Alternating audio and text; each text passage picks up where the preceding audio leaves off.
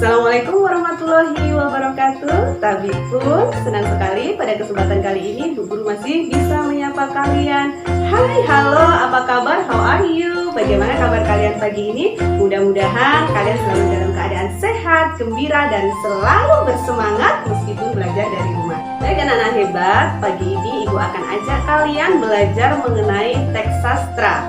Nah, kalian pasti sudah tahu dan pernah mendengar bahkan sering membaca tentang teks sastra, tentang cerita rakyat misalnya, atau legenda dan lain sebagainya. Baik anak-anak, Ibu akan membacakan sebuah teks sastra. Namun sebelumnya coba kalian dengarkan lagu yang akan Ibu bawakan. Nyok kita nonton ondel-ondel, nyok. Nyok kita ngarak ondel-ondel. Ondel-ondel ada anaknya nanda gel-igelan. Hayo, siapa yang tahu berasal dari mana lagu tersebut? Sip, oke, betul sekali berasal dari daerah Betawi. Dimana Betawi adalah salah satu daerah yang merupakan provinsi yang ada di Indonesia. Provinsi apa? Betul sekali, DKI Jakarta.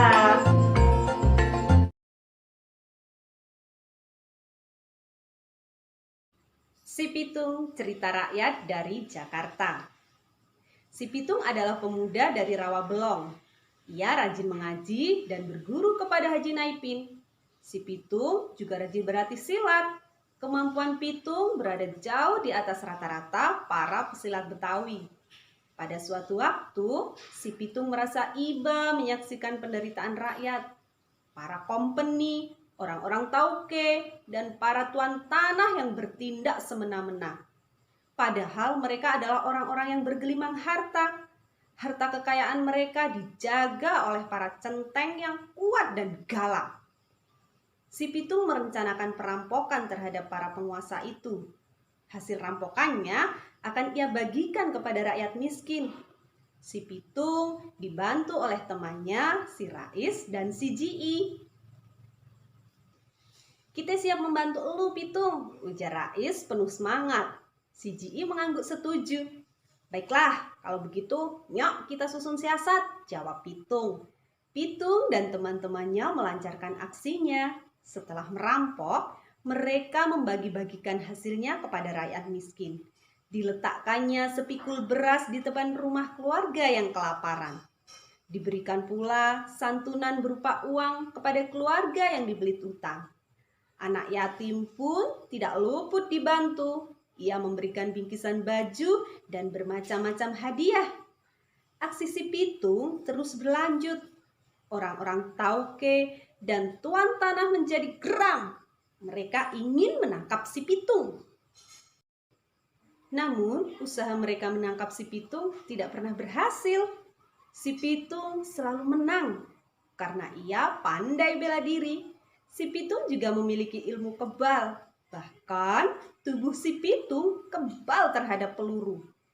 Orang-orang yang ditolong si Pitung selalu tutup mulut. Mereka tidak mau mengatakan persembunyian si Pitung. Pada suatu hari, kompeni berhasil mendapati informasi tentang orang tua si Pitung dan Haji Naipin. Kompeni dan orang-orang kaya menyandra orang tua si Pitung dan Haji Naipin. Setiap hari mereka diperlakukan dengan kasar oleh kompeni. Katakan atau kau akan kutembak, teriak kompeni kepada orang tua si Pitung dan Haji Naipin. Orang tua si Pitung dan Haji Naipin tidak mau menjawab. Akhirnya dengan berbagai cara kompeni mendapatkan informasi keberadaan si Pitung. Pada hari yang telah ditentukan, kompeni menyergap persembunyian si Pitung. Si Pitung dan teman-temannya pantang menyerah. Mereka melawan dengan sekuat tenaga. Para kompeni telah mengetahui rahasia kekebalan tubuh si Pitung. Mereka melempari si Pitung dengan telur busuk, lalu menembaknya. Si Pitung, sang pembela rakyat kecil pun tewas.